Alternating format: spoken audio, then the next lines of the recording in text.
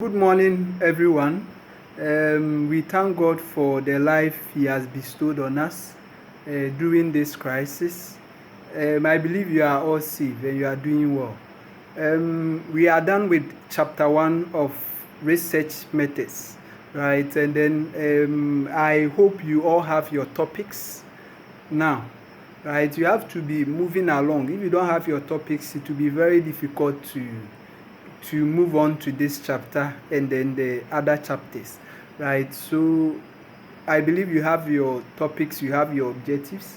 We are on chapter 2 of research methods, which is literature review. So we are going to look at the definition for literature review, right? So it was defined in 1997 as assumption that knowledge accumulates and then we learn from and build on what others have done, right? So when we talk about literature review, it's just a review of related articles, right? Because you are not the first to write on the topic that you are writing on. Whether you are writing on breast cancer, you are writing on cervical cancer, you are writing on HIV, hypertension, someone have done it before. So we have published articles on the topic that you've chosen. So the process whereby you search for those articles and then try to put them together to make meaning of it is what we term as literature review, right? So if you look at the slides, it involves reading one. So before you can review literature, you have to start reading about the topic, right? So just read about the topic, right, from various sources, from various journals, right? And then after reading about it, you have to take notes, right? So the next one is notes taking, right? So you can decide to copy the important parts of the article that, or the part of the article that is relevant to you. You can copy them and paste them somewhere, right? Or some people can decide to make notes, right? So it depends on how you want to do it.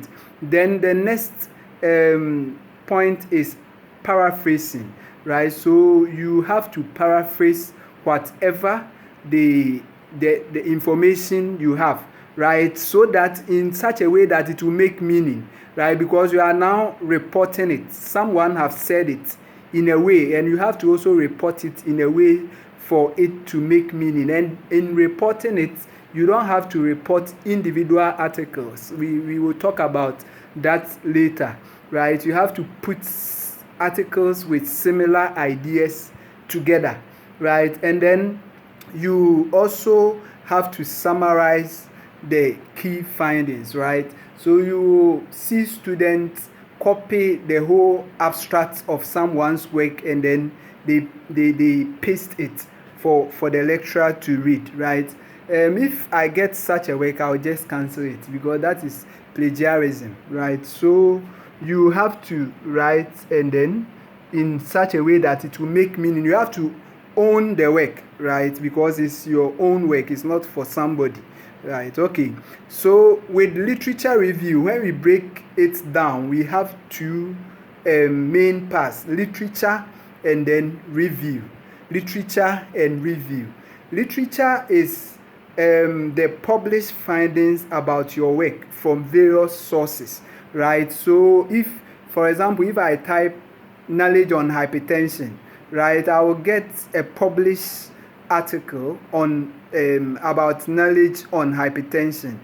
That article is what we term as literature, right? So you can get several literature on the topic that you are writing, and that is the literature. But the review is how you search for the information, right? So how you search for the information is what we term as the review, right? So for example, if you are looking for knowledge on hypertension, you can type knowledge and hypertension, right, in Google, and then you add scholarly articles, right? And then the various articles that has been published on hypertension regarding knowledge will pop up so that you open and then read them and see whether they are relevant to your work. If they are not relevant, you discard them. Okay, So that is the review refers to how you are going to search, and it's very important because if you don't search well, you will not get the relevant information that you need, right? So let's look at sections of literature review. There are two main sections. It's similar to the definition, the literature, that is the published data, and then the review, that is the process, how you search for the information, right? So with the sections of literature review, there are two main types. You have the process and then the product. The process and the product. So let's look at what the process is.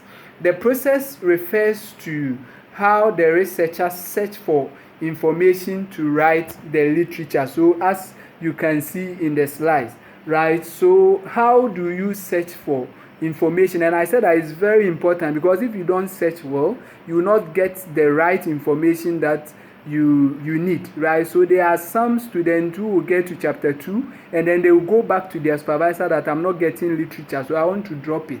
Probably it's not because there are not enough data, but it's because you don't know how to search, right? So it's very important you know how to search. It's defined by Gash in 2000 as a systematic and then thorough search of all types of published literature in order to identify as many items as possible that are relevant to a particular topic. Yes, so you can't go and use a person's work and then copy everything and then bring it to your supervisor. That is not accepted, right? So you have to read several articles. So let's look at the factors that you have to consider when you are searching for information. The first one, it should be related to your study. Yes, so if your study is about hypertension, all your articles should be on hypertension. You can't go and quote something on HIV, something on probably something on cancer, etc.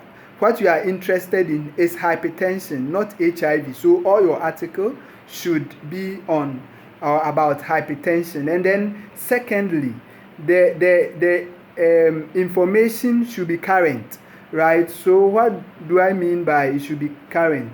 Normally you should not cite below a duration of 10 years, a literature below a duration of 10 years, right? So at least if you want to cite from 2010 to 2020, that will be the best, right? So the scope should be between a duration of 10 years. So 2010 2020 is accepted. Don't go and cite 1990, 1994, 1980, etc. That information is too old, right? It may have been updated by now, which you can get the current information, unless probably you want to compare and say that in 1980 this was the situation, and then it's 2000 this was the situation, and now 2020 this is how the situation is. That one is accepted.